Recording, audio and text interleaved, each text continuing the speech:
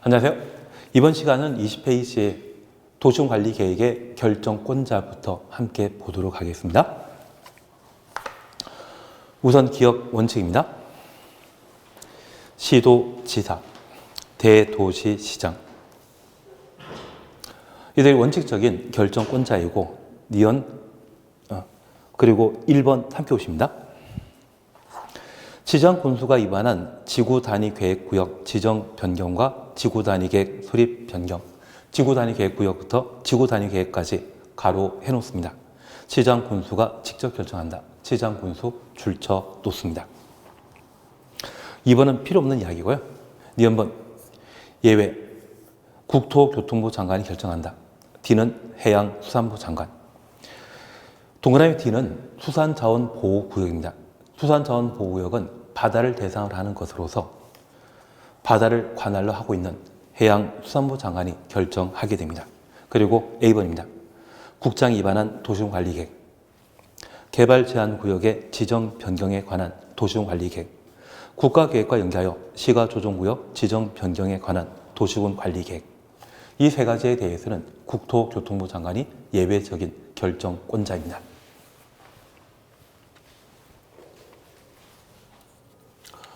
우리는 도시군관리계획을 함께 보고 있는데 사실 국토계획법에 출제되는 12문제 중에 한 8문제, 9문제는 도시군관리계획과 관계된 사항을 시험에 내게 됩니다. 그래서 도시군관리계획이 중요한 행정계획에 해당되는 것으로서 특별히 광역도시계획, 도시군기본계획은 장기 발전 방향을 제시하는 행정계획으로 비전, 정책을 제시하는 행정계획입니다. 미래 꿈을, 청사진을 제시하는 행정계획이거든요. 이것을 구체적으로 집행하고 구현하는 행정계획이 도시군관리계획입니다. 그래서 이 도시군관리계획은 개발, 정비, 보존을 위한 집행계획으로 이 도시군관리계획으로 결정하고 집행하는 사안으로 6가지를 우리가 함께 보셨습니다. 가끔 시험에 내더라고요. 나중에 우리가 정리하실 내용으로 개발행위 허가와 관계된 사항으로 기반시설 부담구역, 개발도 관리구역, 성장관리계획 등 이러한 것들은 도시군관리계획으로 결정하는 것 아닙니다. 그리고 행위제한이라는 말 기억나시죠? 용도지역, 지구구역이 지정되게 되면 지정 목적 달성하기 위한 규제를 행위제한이라는데 그 행위제한은 이미 국토의 계획 및 이용에 관한 법률에 정해져 있는 것으로서 도시군관리계획으로 따로 결정하는 게 아닙니다. 그 정도를 파악해 놓습니다. 그리고 두 번째, 우리 공법의 학습 방법은 항상 대상과 절차입니다. 도시군관리계획은 도시군을 대상으로 하는 것으로 특광시군을 대상으로 하게 됩니다. 그리고 전국에 200개 정도의 특광시군이 있는데 저 도시군관리계획을 생략할 수 있는 도시군은 있다, 없다? 없습니다. 그래서 인구 10만 이하인 경우 도시군관리계획을 위반하지 아니할 수 있다. 이 말 나오면 무조건 틀립니다. 기본계획은 생략할 수 있지만 도시군관리계획은 생략하는 법이 없습니다. 그리고 절차에 관한 사항으로 위반권자와 결정권자 그리고 위반 제한을 함께 봤었습니다.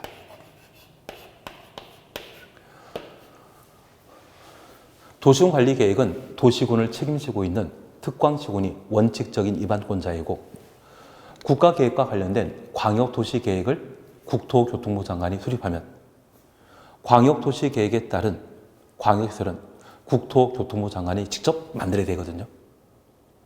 그런 경우는 국장이 직접 위반할 수 있고 도의사가 광역도시계획 수립한 경우라면 도의사가 도시군관리계획을 직접 위반할 수 있습니다. 그러면 국장이나 도의사가 도시군관리계획을 위반하면 스스로 결정하는 겁니다. 그리고 원칙적인 위반권자 중에 특광이 도시군관리계획을 위반하면 스스로 결정하게 됩니다. 지정 군수가 위반한 사항은 도의사가 도에 속해 있는 시군 중에 인구 50만 이상인 도시의 경우에는 대도시시장이 도시군관리계획을 직접 결정하게 됩니다. 그래서 도시군관리계획의 원칙적인 결정권자는 시도지사, 대도시시장이 되게 됩니다. 그런데 예외적으로 도시군관리계획으로 결정할 수 있는 사항은 6가지인데 그 6가지 중에 시장 군수가 입안한 지구단위계획구역, 지구단위계획은 시장 군수가 예외적으로 도시군관리계획을 결정할 수 있는데 지금 우리가 살고 있는 이 시대는 지방 분권 시대인데 이 지방 분권이 점점 강화되고 있거든요. 그래서 최근 법을 개정해서 지구단위계획만큼은 6가지 도시군관리계획 결정할 수 있는 내용들 중에 지구단위계획만큼은 시장 군수가 입안한 때 직접 결정할 수 있도록 최근 법을 개정하게 되었습니다. 그래서 시장 군수가 도시군관리계획 결정할 수 있는 것은 6가지 전부이다? 딱 하나이다. 딱 하나. 지구단위계획에 대해서만 시장 군수가 결정할 수 있는 겁니다. 그리고 국토교통부 장관, 해양수산부 장관이 도시군관리계획을 결정할 수 있는데 수산자원보호구역은 바다를 대상으로 하는 겁니다. 그래서 통영 앞바다가 대한민국의 대표적인 굴 양식장이거든요. 그 통영 앞바다를 수산자원보호구역으로 지정하는 것은 해양수산부 장관이 하고 국토교통부 장관이 직접 입안한 것. 6가지 사항을 국토교통부 장관이 국가계획과 관계된 사항으로 직접 입안했다면 국토교통부 장관이 직접 결정할 수 있습니다. 그리고 개발제한구역, 흔히 그린벨트이죠. 그 개발제한구역의 지정해제, 국토교통부 장관이 하게 됩니다. 그리고 국가계획과 관계된 시가화조정구역. 나중에 우리가 함께 보실 텐데 시가조정구역의 결정권자는 시도지사입니다. 앞에 국가계획이란 말이 붙어있는 시가조정구역은 국토교통부 장관이 결정할 수 있습니다. 그래서 원칙적인 결정권자와 예외적인 결정권자 보셨는데 저 국장은 도시군관리 결정할 수 있는 6가지 사항을 직접 입안했으면 직접 결정할 수 있는 겁니다. 시장 군수는 저 6가지 전부에 대한 예외적 결정권자가 아니라 무엇만? 지구단위 계획에 대해서만 결정권자라는 것 파악해 놓습니다. 그리고 우리는 구체적 도시군관리계획의 입안 시에 필요한 사전 절차, 기초조사나 주민의견 청취, 지방의회 의견 청취는 가능한지 알아보기 위한 사전 절차이죠. 가능하다 판단하면 입안하고 결정 신청하게 됩니다. 결정권자는 협의, 심의 절차를 거쳐 도시군관리계획을 결정하게 되는데 협의, 심의는 입안권자가 진행하는 절차이다. 결정권자 진행하는 절차이다. 결정권자이죠. 그 결정권자가 국장이면 관계 중앙행정기관장과의 협의, 중앙도시계획위원회 심의 거쳐 도시군관리계획을 결정, 고시하게 됩니다. 그 협의 심의는 타당성 알아보기 위한 절차였죠. 그리고 이렇게 도시군관리계획이 결정, 고시되면 즉시 지형도면 작성하고 3월 내 단기별 집행계획을 수립하도록 되어 있습니다. 그런 절차가 어느 정도 기억나셔야 됩니다. 그리고 이런 절차와 관련된 예외에 해당되는 것으로서 우리 기초조사 등의 생략사유로 대타 12나도회라는 것 기억납니다. 이러한 것들은 환경성 검토, 토재, 토지 적성평가와 재취약성 분석에 대한 생략 사유가 될 수 있다는 것 기억하시고 토지 적성평가 생략은 충분히 시험에 따라 나올 수 있는 사유입니다. 그래서 주상공해 도시군관리계획을 입안하거나 지구단위계획구역이나 도시군계획설 부지에 도시군관리계획 입안하는 경우 도시개발사업 3가지만큼은 추가적으로 토지 적성평가 생략 사유라는 것을 정리해 놓습니다. 그래서 데이터 칩이 나도해와 함께 토지 적성평가 생략 사유가 무엇인지 그 정도를 꼭 정리하셔야 됩니다. 그리고 관계 중앙행정기관장이 요청하게 되면 국방상, 국가안전 기밀상 절차 생략할 수 있다. 그 정도 봐주시는 겁니다. 이제 효과에 관한 사항들을 함께 정리해 주시는 게 필요한데 바로 우리 교재 21페이지입니다. 기업 효력 발생 찾으셨죠? 도시군 관리계획 효력은 지형도면 고시한 날부터 발생한다. 지형도면 고시한 날 가로 해놓습니다. 우리가 잠깐 이해해 주실 것이 있습니다. 광역도시계획과 도시군기본계획은 장기 발전 방향을 제시하는 행정계획으로 미래에 10년 뒤에 20년 뒤에 어떻게 성장 발전시켜 나갈 것이다. 광역시설 어떻게 만들 것이다. 미래 청사진을 제시해 놓은 것입니다. 이런 장기 발전 방향을 제시하는 행정계획은 일반 시민에 대한 구속력 없는 반면 개발정비 보전 집행계획인 도시군관리계획은 구속력이 발생하게 됩니다. 그래서 도시군관리계획의 효력 발생에 관한 내용을 함께 살펴주셔야 됩니다. 도시군관리계획은 입안하고 결정 신청하게 되면 협의 심의 절차 거쳐 도시군관리계획을 결정하고 모든 국민이 알 수 있도록 이를 고시하게 됩니다. 그래서 이번에 GTX, A, B, C 노선 외 D노선, D노선을 지금 김부선이라 하더라고요. 김포부터 부천 종합운동장까지 얘를 강남까지 연결시키겠다고 선거운동 중에 양쪽 대통령 후보들이 한마디 하셨는데 그거 실제 할지 모르겠지만 용산까지 갈 수 있죠. 그렇게 도시군관리계획이 만약 결정되게 되면 용산이 아니라 강남까지 가겠다 그런 결정하게 되면 강남까지 연결된다? 말로만 하면 된다 안 된다? 안 됩니다. 그걸 도면으로 보여줘야 됩니다. 그래서 지형 도면을 작성하고 고시하게 되는데 이 지형 도면 고시한 날 도시군관리계획은 효력 발생하게 됩니다. 그런데 우리 민법 공부하시면서 초일 불산이 원칙 기억나시죠? 만약 오늘 오후 5시에 부동산 매매와 관련된 계약서 작성하게 되면 특약 넣지 않는다면 5시부터 효력 발생한다. 다음날 0시부터 효력 발생한다. 다음날 0시부터 효력 발생하는 것이 원칙이거든요.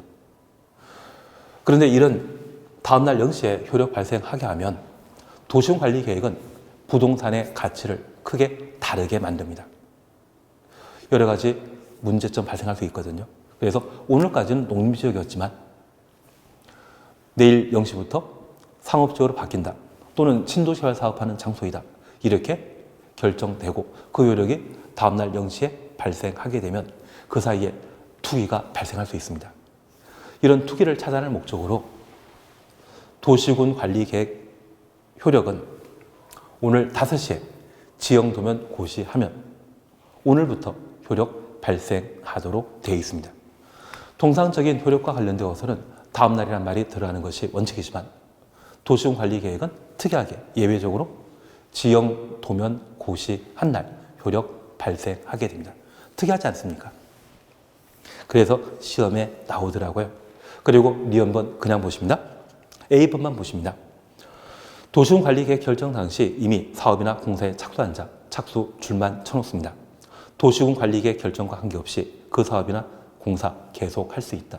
이것 기득권 보호이거든요. 도시관리계획은 일반 국민에 대한 구속력, 영향 미치는 행정계획입니다. 나에게 불리하게 변경되더라도 종전 도시관리계획에 따라 그 사업을 집행한 자, 착수한 자가 있다면 저 도시관리계획이 변경되더라도 법령 변경과 마찬가지거든요. 이미 하던 일은 계속 할 수 있다. 그런 의미로 파악해 놓습니다. B번에 대해서는 아예 필요 없는 이야기입니다. 그리고 타당성 검토를 보셔야 되는데 여기 타당성 검토와 관련되어서는 5글자이기 때문에 5년마다 타당성 검토한다. 그거는 다음 페이지에서 잠깐 보십니다. 다만 우리 이번 시간에 함께 해주실 것으로서 도시군관리계획의 효력 발생은 지형, 도면, 고시 한 날 효력 발생한다. 그걸 정리해 주시는 게 필요합니다. 21페이지 보시게 되면 지형, 도면 작성 찾으셨죠? 기억입니다. 도시군관리계획 입안권자 작성한다. 입안권자 줄쳐 놓으시고 작성 동그라미 해놓습니다. 그래서 도시군관리계획을 입안한 특광시군, 국장, 도의사가 지형도면 작성하도록 되어 있습니다. 그리고 지형도면 승인 찾으셨죠? 시장군수 작성 시에 도지사가 승인한다. 여기 시장군수는 입안권자이고 도의사는 결정권자이거든요. 그래서 도시군관리계획을 입안하고 결정하게 되었을 때 지형도면을 시장군수가 작성하면 그 작성한 사항이 결정권자인 도의사가 알고 있는 위치인지, 그래서 학교 새로 만들겠다고 시장군수가 도시군관리계획 입안하고 도의사가 결정해줬다고 하면 그 학교 위치에 대해서는 시장군수가 잘 알기 때문에 지형도면을 작성하게 됩니다. 그리고 그걸 도의사에게 승인받는 이유는 도의사인 결정권자가 결정했을 때 위치와 같은지 규모가 동일한지 그걸 확인하기 위해 시장군수가 작성한 지형 도면에 대해서는 도의사의 승인받도록 되어 있습니다. 다만 대도시장이 수립 변경한 도시군 관리 계획에 대해서는 지형도면은 도의사의 승인받을 필요 없습니다. 그리고 니은 지구단위계획구역 지정 변경과 지구단위계획, 지구단위계획구역부터 계획까지 가로 해놓으시면 이 지구단위계획은 시장군수가 결정권자이죠. 시장군수가 입안한 지구단위계획에 대해서는 시장군수가 직접 결정하기 때문에 지형도면을 따로 승인받을 필요 없습니다. 그리고 고시입니다. 국토교통부 장관, 시도의사, 시장군수가 직접 작성하거나 승인한 때 이를 고시한다. 그래서 고시는 결정권자 하게 되는데 특별히 시장군수가 지형도면 작성하여 도의사 승인받았다고 하면 도의사가 승인했죠. 그 승인한 도의사가 고시함으로써 도시군 관리계획 효력이 발생하게 됩니다. 그래서 이때 시장군수는 지구단위 계획과 관련되어서는 시장군수도 결정권자이죠. 그럴 때는 시장군수가 직접 고시함으로써 도시군 관리계획 효력이 발생하게 됩니다. 그러면 우리 잠깐 이렇게 한번 봐주십니다.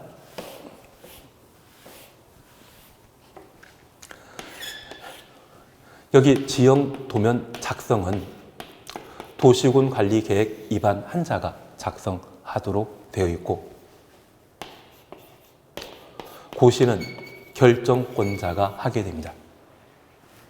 특별히 시장군수가 지형도면 작성하게 되면 도지사가 결정권자로서 도지사의 승인 받도록 하고 승인한 도지사가 고시하도록 되어 있습니다. 국토교통부 장관이나 특별시장, 관시장, 도지사가 지형도면 작성하면 직접 고시하면 되는 것이고요. 도에 속해 있는 시장군수가 지형도면 작성하게 되면 그때는 도의사 승인 받고 승인한 도의사가 결정권자로서 고시하도록 되어 있습니다. 그래서 시장군수를 제외한 행정청은 지형도면 작성하면 바로 고시하여 도시군 관리계획 효력 발생하는데 저 시장군수의 경우는 지형도면 작성 시에 도의사의 승인 받도록 하고 있습니다. 다만 이번에 지구단위 계획과 관계된 사항이라면 시장군수가 결정권자이거든요. 도의사 승인 받을 필요 없죠. 그래서 지구단위 계획을 제외한 나머지 도시군 관리계획 결정 사항에 대해서는 시장군수가 지형도면 작성하여 도의사 승인 받도록 하고 있습니다. 그래서 우리 약속하실 게 있습니다. 현재 도시군 관리계획은 입안권자와 결정권자가 관할 관청인데 대부분은 결정권자의 관할에 해당되지만 딱 3가지 경우에는 입안권자의 관할에 해당합니다. 방금 보신 지형도면 작성,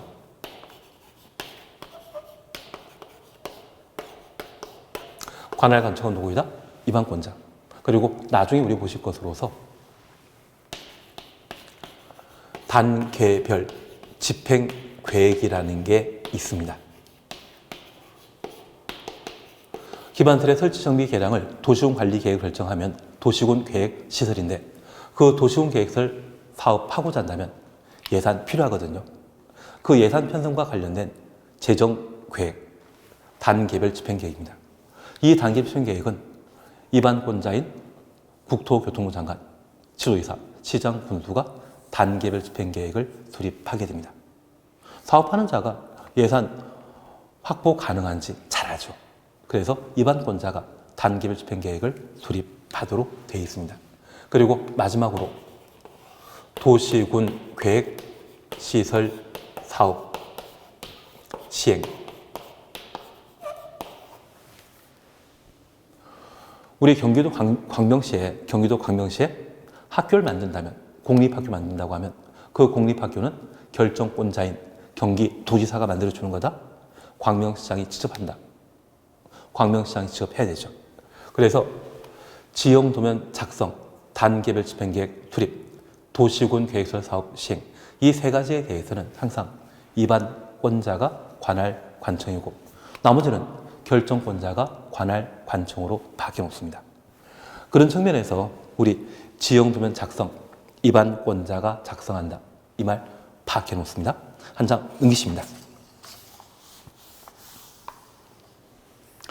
양가 사부 보게 되면 도시군 관리계획 정비입니다.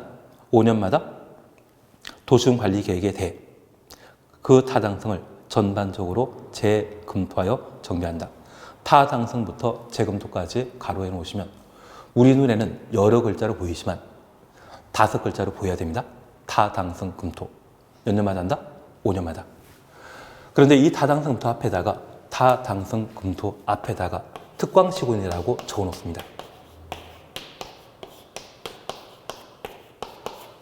도시군 관리 계획을 5년마다 타당성 검토하는 자는 해당 도시군을 책임지고 있는 해당 도시군의 관할 관청인 특광시군이 5년마다 타당성 검토를 하게 됩니다.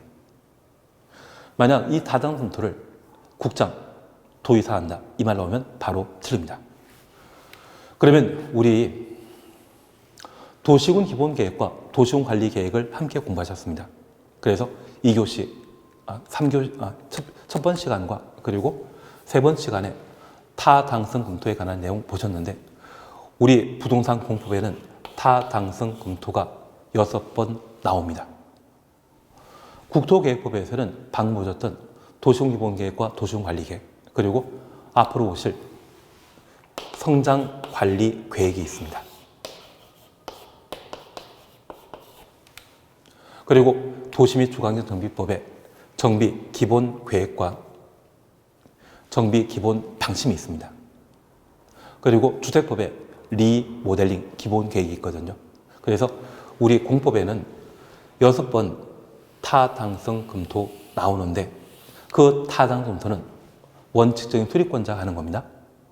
그렇게만 구분해 놓습니다. 나중에 정비 기본 방침은 국토교통부 장관이 5년마다 타당성 검토하는데 정비 기본 방침은 국장이 수립하기 때문에 국장이 직접 5년마다 타당성 검토를 하고 나머지 5개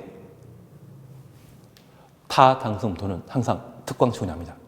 특광시군 대신 국장 도의사가 5년마다 타당성 검토한다. 이 말 나오면 무조건 틀린 것으로 잡아내십니다. 22페이지의 박스에는 심화, 기본 원칙이 있는데 얘는 필요 없는 겁니다. 지키십니다. 그리고 23페이지 비교 필요 없는 것 같습니다. 이제 24페이지에는 제2장 용도지역, 용도지국, 용도구역에 관한 사항들을 함께 살펴봅니다. 우선 용도지역의와 관련되어서는 가끔 우리 시험에 출제되거든요. 그래서 가장 최근에는 용도 지구에 관한 사항들을 시험에 다룬 적이 있습니다. 그래서 용도 지역과 관계된 기본적인 것만 함께 보시는데 우리 세 번째 줄에 서로 중복되지 아니하게 예를 주청했습니다. 도시관리계획으로 결정한 지역을 말한다. 그래서 용도 지역은 중복 지정할 수 없다. 그것만 기억해 놓습니다. 그리고 용도 지구입니다. 용도 지구란 토지의 이용 및 건물의 용도, 건폐율, 용적률, 높이 등에 대한 용도 지역의 제한. 그래서 토지 이용부터 용도 지역 제한까지 가로해 놓습니다. 용도 지역이 지정되게 되면 그 지정 목적 달성하기 위한 행위 제한이 가해지는데요. 그러한 행위 제한은 토지 이용, 토지를 어떻게 사용할 것인지, 그 토지에 건축물 건축하게 되면 위락설 건축할 수 있는지, 아파트만 건축할 수 있는지, 건축물 용도 제한입니다. 그리고 건물의 크기, 건폐율, 용적률로 좌우하거든요. 이런 모든 것들을 용도 지역의 행위 제한을 표현합니다. 그런 행위 제한을 용도 지구 지정되면 강화 또는 완화하여 적용함으로써 용도 지역의 기능을 증진시키고 용도 지역의 기능 증진 가로해 놓습니다. 경관 등을 도모하기 위해 도시용 관리 계획을 결정한 지역을 말한다.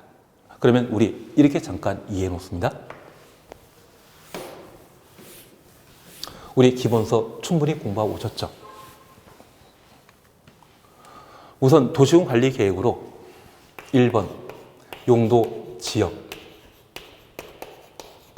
그리고 용도 지구 지정 변경할 수 있고요. 2번 용도 구역인 개발 제한 구역, 시가와 조정구역, 수산자원 보호구역, 도시자연공원구역을 지정할 수 있는데 우리 수업 시간에는 계시수도란 말로 용도구역을 정리해 나갑니다. 여기 개발제한구역은 1970년대 박정희 대통령 시절에 만들었고요. 시가조정구역은 김대중 대통령 시절에 인천국제공항을 만들게 되었는데 그때 인천국제공항에 들어가게 되는 영종도 347만 평에 걸쳐 시가조정구역을 지정한 바 있습니다.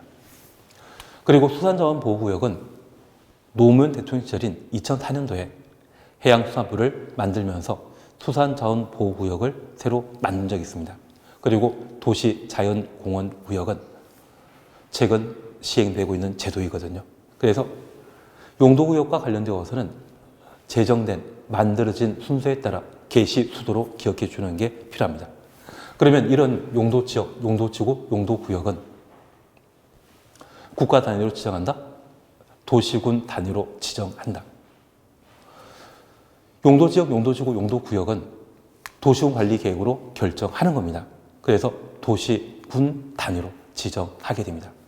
서울은 인구 1000만이 거주하는 곳으로서 현재 서울에는 비도시 지역이 없습니다. 그래서 서울은 모두 도시 지역인데 인천이나 수원 같은 데를 가보시게 되면 관할구역이라는 곳에 사람들이 많이 모여 사는 곳이 있거든요. 그러한 곳은 도시 지역이고 산지나 농지로 사람들이 거의 살지 않는 땅이 있다면 걔를 비도시 지역으로 구분하게 됩니다. 그러면 도시 지역은 주거적, 상업적, 공업적, 건물 건축하는 땅과 소풍 갈 수 있는 녹지 지역, 그리고 관리지역, 농림지역, 자연환경 보전 지역으로 구분하고 있는데 그런 용도지역 지정 목적에 따라 토지 이용해야 되죠. 그런데 주거적, 상업적, 공업지역은 개발 용도이고 녹가 농자는 비개발 용도이거든요. 개발과 비개발은 중첩될 수 있다, 불가능하다. 개발도 하고 비개발도 하고 말도 안 되죠. 그래서 용도지역은 중복 지정할 수 없습니다. 심지어 주거지역과 상업지역 중복 지정할 수 있다? 이 상업지역에는 나이트클럽 등이 만들어지게 되는데 소음 심각하거든요. 그 나이트클럽 건축되어 있는 상업지역 바로 옆에 상업지역에 주거지역 지정해서 아파트나 단독주택 건축하게 되면 밤 늦은 시간에 소음 때문에 제대로 잠을 못 잘 겁니다. 그래서 주거지역, 상업지역도 중복 지정할 수 없습니다. 용도지역은 중복 지정할 수 없습니다. 그러면 이런 용도지역은 우리가 찻집이나 다방 같은 데를 방문하게 되면 출입문에 1인 1차라고 적혀져 있는 다방이 있더라고요. 그 다방에 출입하면 무조건 차 한 잔 시켜야 됩니다. 그런데 그 차 시키게 되었을 때 커피 시키고 녹차 따로 먹는 건 가능하지만 커피잔에 녹차 타서 섞어서 마시는 분은 있다? 그런 분이 있으면 아마 신문에 나올 것 같습니다. 그래서 용도 지역은 중복 지정하는 것 없습니다. 그리고 그 커피 주문하면 테이블 위에 프림과 설탕이 있지 않습니까? 이걸 커피에 타드실 수 있죠. 그렇게 커피에 설탕 타드신다면 커피 마신 겁니까? 설탕물을 마신 겁니까? 커피 마신 것이죠. 그 용도 지구는 바로 설탕 프림에 해당됩니다. 그래서 용도 지역이 지정된 상태에서 용도 지구가 지정되게 되면 커피에 설탕 타드신 게 되거든요. 그렇게 되면 용도 지역의 행위 제한을 강화 또는 완화함으로써 용도 지역의 기능을 증진시킨 게 됩니다. 그래서 우리 커피에 설탕 타드시게 되면 커피만 더 살죠. 그게 용도 지역 기능 증진과 같은 개념으로 바뀌었습니다. 약간 이해하시겠습니까? 그래서 최근에 용도 지구와 관련된 설명이 시험에 기출문제 나왔는데 앞으로 시험에 나올 수 있는 것이 있다면 바로 용도 지역입니다. 꼭 기억할 것은 중복 지정할 수 없다. 그걸 파악해 주시는 게 필요합니다. 용도 구역에 대해서는 크게 신경 쓸 필요 없습니다. 그리고 25페이지에는 용도 지역 나옵니다. 우선 양가 1번입니다. 원칙, 국장, 지도이사, 대도시장은 국토교통부 장관부터 대도시장까지 가로 해놓으시면 이거 입안권자이다, 결정권자이다. 결정권자이죠. 도시군관리계획에 있어서는 관할관청이 입안권자 아니면 결정권자입니다. 통상 시장 분수 끝난다면 입안권자, 대도시시장으로 끝난다면 결정권자. 지구단위 계획만큼은 입안권자, 결정권자가 같습니다. 시장 군수가 입안한 지구단위 계획, 시장 군수가 직접 결정할 수 있죠. 그 지구단위 계획을 제외한 나머지 도시군 관리 계획을 결정할 수 있는 것은 시장 군수 끝난다면 입안권자이고 대도시장 끝난다면 결정권자가 되게 됩니다. 이들이 도시군 관리 계획으로 결정할 수 있습니다. 그래서 용도 지역 지정할 수 있는 것 25페이지부터 26페이지까지 쭉 나오는데 우리 항상 주거지역과 관련되어 전용 주거지역, 일반 주거지역을 잘 구분해 놓습니다. 그래서 전용 주거지역과 관련되어서는 양호한 주거환경 보호란 말이 있거든요. 그래서 전용 주거지역, 제1종 전용 주거지역으로서 단독택 중심의 양호한 주거환경 보호 가로 해놓습니다. 그리고 2종은 공동택 중심의 양호한 주거환경 보호. 그래서 우리 서울 같은 경우에 전직 대통령 두 분 살았던 연희동 일대가 조용한 주택가입니다. 만약 지방 같은 경우라면 밤 6시, 7시 이후에 동네 사람 돌아다니는 주택가 있다고 하면 걔가 전용 주거지역의 지정 대상이 되게 됩니다. 양호한 주거환경 보호 이런 말 나오게 되면 전용 주거지역에 대한 설명으로 바뀌어놓습니다. 그런데 이 주거지역에는 주택을 주로 건축하는데 이 주택은 광해 단독택과 공동택으로 나누고 있습니다. 단독택 중심으로 개발하는 곳이 있다면 1종, 공동택 중심으로 개발하는 곳이 있다면 2종 이렇게 구분합니다. 그리고 일반 주거지역입니다. 일반 주거지역은 1, 2, 3종으로 구분하고 있는데 편리한 주거환경 조성이란 말을 가로 해놓습니다. 아파트 단지가 밀집한 지역에는 밤 늦은 시간까지 생활에 필요한 물건 구입할 수 있는 가게들이 참 많거든요. 살기 편리하지 않습니까? 그런 편리한 주거환경 조성하기 위한 용도 지역이 바로 일반 주거 지역입니다. 층수에 따라 구분하게 되는데 저층 1종입니다. 중층 보통 15층에서 25층짜리 아파트 만드는 곳을 말하는데 2종 일반 주거지역입니다. 중고층 보통 35층짜리 아파트 만드는 곳을 말하는데 이때는 3종 일반 주거지역으로 구분하고 있습니다. 그래서 주거지역과 관련되어 양호한 주거환경 보호란 말과 편리한 주거환경 조성이란 말에서 전용 주거지역과 일반 주거지역 구분하시고 종별 구분 기준이 무엇인지 그 정도를 확인해 놓습니다. 그리고 상업지역과 관련되어서는 중심상업지역, 일반상업지역, 유통상업지역, 근린상업지역 각각 묶어 놓으시고 도심, 부도심이라는 말 보게 되면 중심상업지역입니다. 근린지역이라는 말 보게 되면 근린상업지역, 유통기능 증진이라는 말 보게 되면 유통상업지역입니다. 그래서 중1유근으로 상업지역을 늘 보십니다. 그래서 중1도 편의점에서 알바하면 근육 생기지 않습니까? 그런 측면에서 상업지역은 중1유근이다. 도심, 부도시라는 말 보게 되면 중심상업지역, 유통기능 증진이라는 말 보게 되면 유통상업지역, 근린지역이라는 말 보게 되면 근린상업지역으로 각각 구분만 해놓습니다. 공업지역 분양 보시면 될 것 같고요. 녹지지역, 그리고 관리지역, 농림지역, 자연환경보전지역 한번 읽어만 놓습니다. 그리고 이 특례 차시였죠. 잠깐 이렇게 한번 봐주십니다.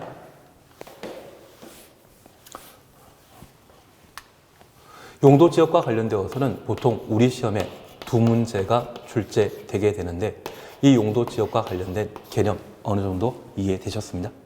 용도지역은 중복증할 수 없다. 그거면 충분합니다. 이 용도지역은 대상과 절차, 이 용도지역은 도시군 관리계획 결정권자가, 결정권자라면 국장, 지구이사, 대도시장입니다. 이들이 도시군 관리계획으로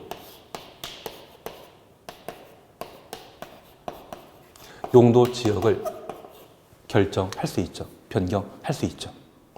그래서 최근 3기 신도시로서 광명 시흥지구라는 곳이 지정된 적이 있습니다. 그리고 LH공사 직원의 투기로 국민들이 분노한 적이 있는데요.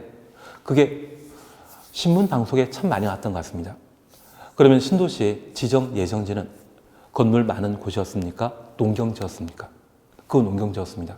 그런 농경지라면 보통 녹지지역이나 농림지역, 비도시지역이거든요. 이러한 것이 3기 신도시로 지정되게 되면 향후 아파트 단지가 만들어지고 상가가 들어서게 됩니다. 비도시지역에서 도시적으로 바뀌게 되는 것이죠. 그래서 용도지역은 한번 지정되었다고 영원히 가는 것이 아니라 상황에 따라 변경될 수 있습니다. 그래서 이러한 용도지역 지정 변경은 도시군 관리계획 결정권자가 결정할 수 있는 겁니다. 이렇게 용도지역 지정하게 되면 이 도시군 관리계획은 도시군을 대상으로 하는 것이었습니다. 그래서 전국의 200개 도시군의 결정권자가 관할구의 땅을 어떤 용도로 사용할 것인지 결정하게 되는데 현재 도시 지역과 비도시 지역으로 구분하게 됩니다. 여기 비도시 지역은 사람 거의 살지 않는 곳을 말합니다. 관리지역, 농림지역, 자연환경보전지역. 관리지역에 대해서는 계획관리지역과 생산관리지역, 보전관리지역, 그래서 비도시 지역은 총 5개로 세분하고 있습니다. 반면 도시 지역은 16개로 세분하고 있는데 주거지역, 전일준입니다. 전용 주거지역과 일반 주거지역, 준주거지역. 전용 주거지역 2개, 일반 주거지역 3개, 준주거지역. 그래서 주거지역은 6개. 그리고 상업지역은 중1 유근입니다. 4개. 공업지역은 전일 준이죠. 중화공업이나 공해 공장 배치되는 곳이 있으면 전용 공업지역. 환경 저해하지 않는 공업 배치. 자동차 공장이나 반도체 공장이 들어가는 곳을 말하는데 일반 공업지역이죠. 준공업지역. 서울에 속해 있는 모든 공업지역은 현재 준공업지역입니다.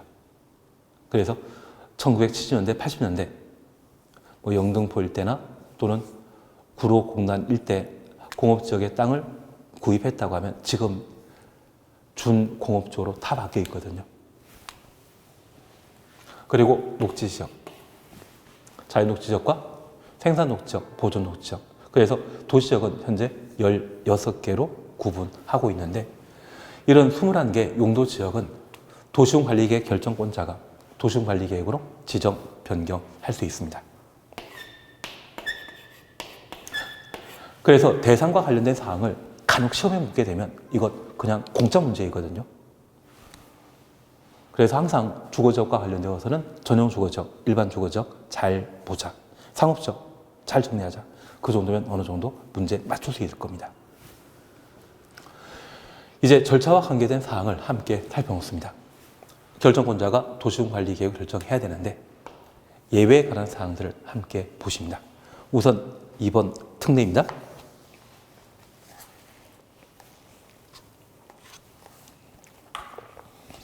공유수면 매립제, 앞에 바다라고 해놓습니다.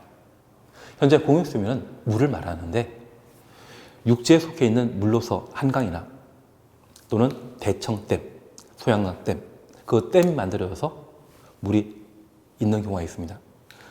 그러한 것들은 모두 용도 지역이 정해져 있습니다. 바다의 경우는 용도 지역 미정이거든요. 그래서 여기 공유수면 매립과 관련되어서는 항상 바다인 공유수면 매립이라고 기억해 놓습니다. 사실 한강이라는 곳이 있는데요. 이 한강, 서울 행정관할구에 속해 있는 한강은 자연녹지 지역입니다. 그리고 경기도에 속해 있는 한강은 보전관리 지역이거든요. 그리고 우리 수도권 2,500만 시민들이 수도 공급하는 곳이 팔당댐인데 그 팔당댐 이후부터는 자연환경보전지역으로 지정되어 있습니다. 그래서 육지에 속해 있는 공유수면은 용도지역이 정해진 상태이고 바다인 공유수면만 용도지역이 미정입니다. 얘를 간척하죠. 그 간척하는 것을 법에서는 공유수면 매립이라 표현합니다.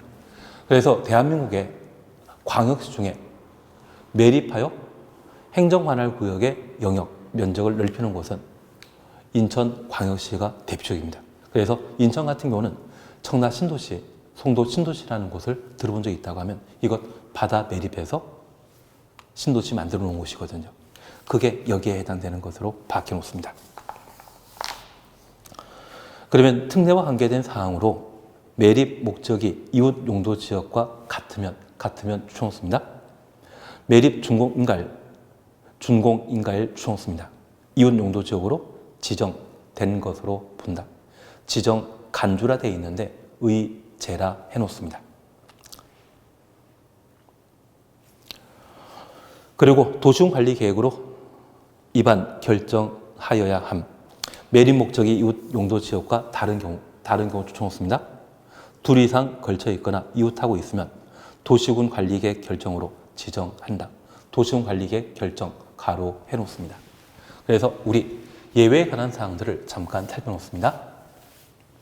그러면 첫 번째 이해하실 것은 바다인 공유 수면을 매립하게 되었을 때 이제 바다가 육지가 된 것이죠. 그래서 이곳을 간척하게 되면 육지에 연접하게 됩니다. 그러면 이 육지에는 이미 용도 지역이 결정된 상태이거든요. 그래서 인천광역시에서 송도 신도시 또는 청라 신도시를 만들고자 바다를 매립하게 되면 저 매립한 곳은 기존 육지에 연접하게 됩니다. 그때 이곳이 아파트 단지 만들기 위한 주거 용도로 매립했고 인접한 용도 지역이 도시지역 중에 주거 지역에 해당하게 되면 매립구역의 매립 목적과 인접한 용도 지역의 지정 목적이 같은 경우입니다. 만약 이런 경우는 경계 구분할 필요 없습니다. 이런 경우에는 신속히 매립지에 아파트 개발 사업하는 게 필요하기 때문에 도시군관리계획의 절차, 예외 인정해서 개발 사업을 신속하게 해 나가게 됩니다. 반면에 매립구역은 아파트 만들기 위한 용도였는데 이웃한 용도 지역이 농림지역이라면 농림지역과 주거지역은 그 성격이 서로 다르죠. 그래서 경계를 명확히 해야 되기 때문에 절차 생략 없이 원칙적인 방법으로 도시군관리계획으로 결정 고시하도록 되어 있습니다. 그러면 잠깐 이렇게 봐주십니다. 바다인 공유를 매립하게 되었을 때 매립구역과 이웃한 용도 지역의 지정 목적이 같은 것과 둘 이상의 용도 지역에 걸치거나 서로 다른 경우가 있습니다.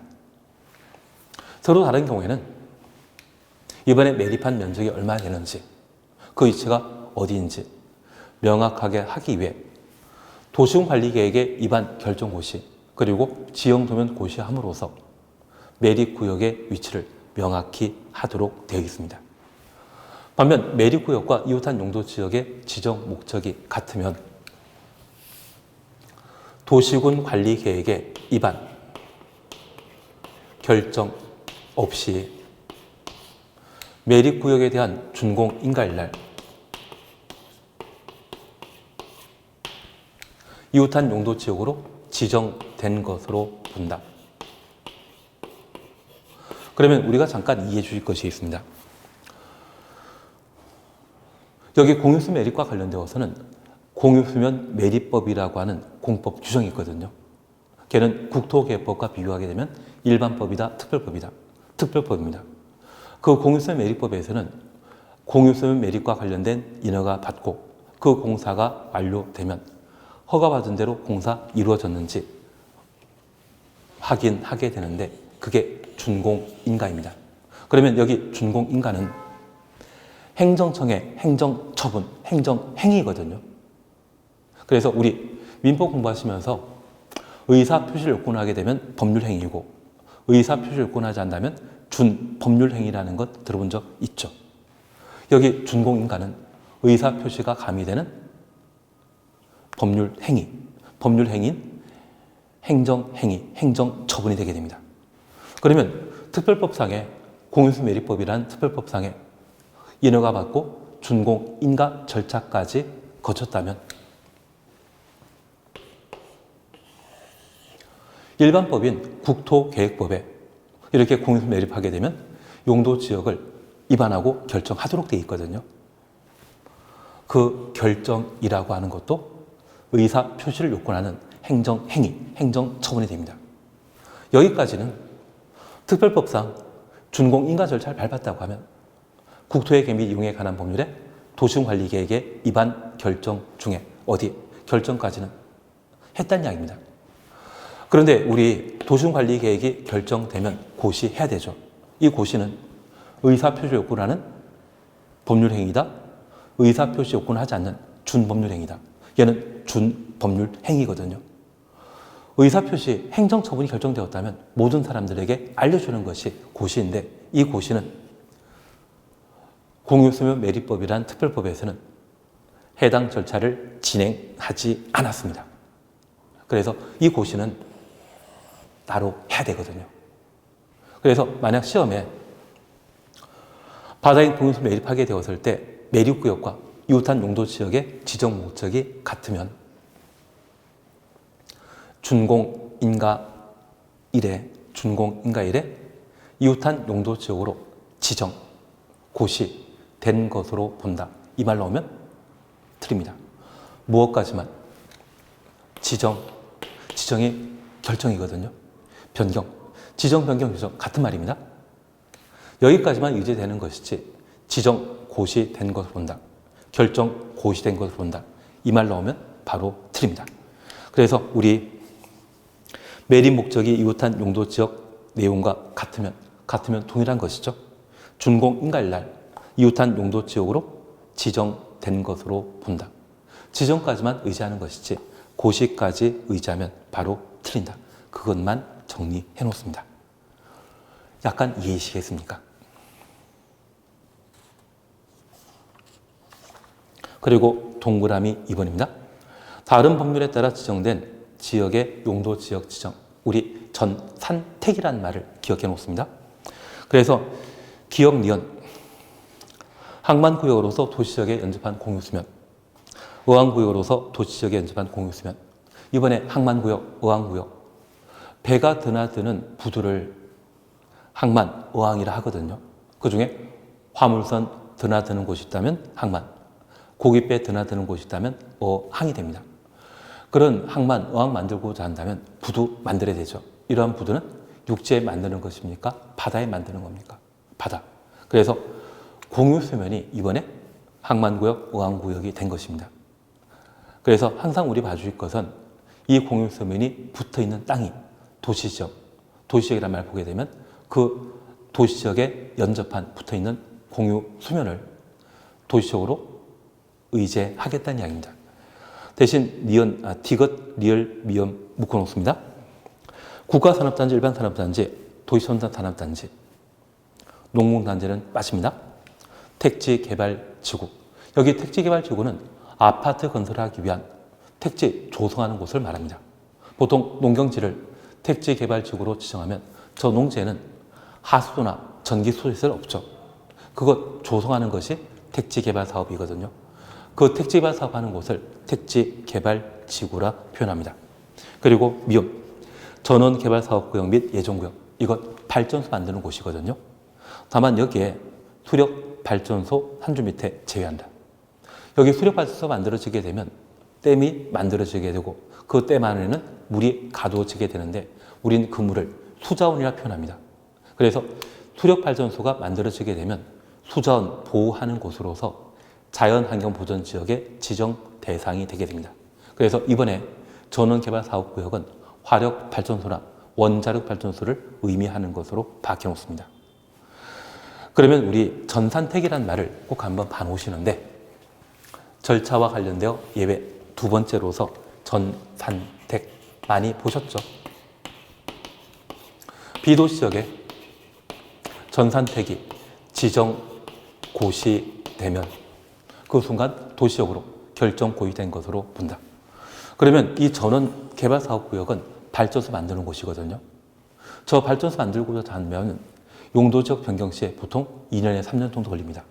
그리고 발전소 건물 건축하는데 7년에서 10년 걸리거든요. 그래서 우리가 알고 있는 이명박 대통령 시절에 아랍에다가 원자력 발전소 기술 만들어준다고 판매한 적이 있거든요. 그 아랍의 원자력 발전소 완공되었다? 아직 멀었다. 아직 멀었다 하더라고요. 그래서 비도시지역을 그 발전소 만들기 위해 용도지역을 도시로 바꾸고 발전소 공사하게 되면 시간 많이 걸립니다. 지금 당장 전기 부족한데. 그래서 신속하게 발전소 개발 사업 하기 위해 비도시지역에 전원 개발 사업 구역이 지정 고의되면 바로 도시적으로 결정 고의된 것으로 의지합니다. 그리고 산업단지는 일자리와 관계된 곳이거든요. 그래서 비도시지역에 산업단지가 지정 고의되면 도시적으로 결정 고의된 것을 본다. 농공단지는 제외시킨다. 꼭 한번 기억해 놓습니다. 그리고 택지개발지구는 주택이 부족할 때 아파트를 신속하게 개발할 목적으로 비도시지역에 택지개발지구 지정하면 도시적으로 결정 고의된 것으로 의제하게 됩니다. 그래서 여기 전산택은 비도시지역에 전산택 지정되면 도시지역으로 의제한다라는 것을 기억해 놓습니다. 전산택이란 말 많이 들어보셨죠? 그리고 농림지역 간주라고 되어 있는데 농림지역 의제입니다. 딱 하나만 보십니다. 관리지역에 농지법에 따른 농업진흥지역이 지정 고의되면 농림지역으로 결정 고의된 것으로 본다. 그래서 간주란 말은 의제란 말로 좀 이해해 주시는 게 필요합니다. 그래서 관리지역에 농지법에 따른 농업진흥지역 지정 고시되면 농림지역으로 결정 고의된 것으로 본다. 해절이 있는 한원 얘만 보십니다. 위에 해당되는 구역 등에 해제되는 경우 여기 위에 해당되는 구역은 앞에다가 전산택이라고 적어 놓습니다. 그리고 항만구역, 어항구역이라고만 적어 놓습니다. 농림적으로 의지하는 농업진흥지역, 보존단지는 해당 사항 없습니다. 그래서 위에 해당되는 구역이라면 전산택이라 해놓습니다. 해제되는 경우 법률에서 그 구역이 어떤 용도지역에 해당되는지 따로 정하고 있지 아니한 경우에는 지정 이전의 용도지역으로 환원된 것으로 본다. 환원 동그라미 해놓습니다. 그러면 우리가 잠깐 이해해 줄 것이 있습니다. 전산택이 지정되었는데 그 사업이 성공한 것과 실패한 경우가 있습니다. 만약 성공했다고 하면 도시로 계속 유지하는데 실패해서 해제되었다고 하면 해당 지역에는 산업단지 조성 안 됐죠. 그래서 종전 용도지역으로 환원돼야 됩니다. 그래서 도시지역에서 비도시지역으로 돌아가는 반면 관리지역에 농지법에 따른 농업진흥지역이 지정되면 농림지역으로 결정 고시된 것으로 의지합니다. 이 농림지역이 해제되더라도 얘는 관리지역으로 돌아가는 것 아닙니다. 여기 농업진흥지역은 개발사업이다, 비개발사업이다. 농업진흥지역은 농사 짓는 땅을 정하는 것으로서 개발사업 아니거든요. 그래서 얘는 해제되더라도 그냥 계속 농림지역으로 남아있는 것이지 종전용도지역으로 환원되는 것 아닙니다. 그래서 우리 네 번째 줄에 개발사업 완료로 해제되는 경우는 제외한다. 만약 시험에 택지개발사업이 완료되어 택지개발지구가 해제되면 종전용도지역으로 환원된 것으로 본다. 이 말 나오면 틀린 것이고요. 실패했을 때 택지개발지구가 해제되면 종전용도지역으로 환원된 것으로 본다. 이렇게 나와야 됩니다. 그래서 이 환원에 관한 문제는 농업진흥지역과 보전탄지에는 적용되지 않고 전 산택일 때만 적용된다는 것 구분해 놓습니다. 3번은 신경 쓰지 마십시오. 이런 3번은 아예 안 보는 게 마음 편합니다. 그래서 이번 시간에 여기까지 함께 하시고 다음 주에는 28페이지에 일반적 행위제한, 그래서 용도지역 지정되었을 때 행위제한에 관한 내용을 함께 해나가도록 하겠습니다. 우리 오늘 국토계획법과 관련되어 각종 행정계획에 관한 사항 보셨고 집행계획인 도시군관리계획에 관한 첫 번째 사항으로 용도지역에 관한 내용을 조금 보셨는데 할 말 하시겠습니까? 만약 부족한 게 있다고 하면 기본서 강의를 좀 한번 살피시면서 따라오는 게 좀 필요하지 않나 싶습니다. 충분히 하실 수 있죠. 그래서 다음 주에는 28페이지 행위 제한을 함께 봐 나가도록 하겠습니다. 수고하셨습니다.